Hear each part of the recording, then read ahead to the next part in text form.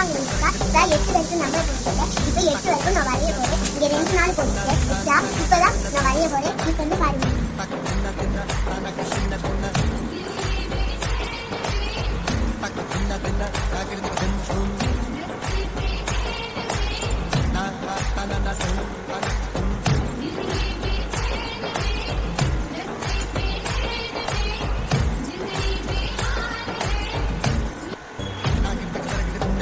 திரும்ப நாள் பண்ணிட்டு அதில் இது கயிறு. இப்போ பாருங்க 5 நான் ஆப்பிள் தான் வரைய போகிறேன்.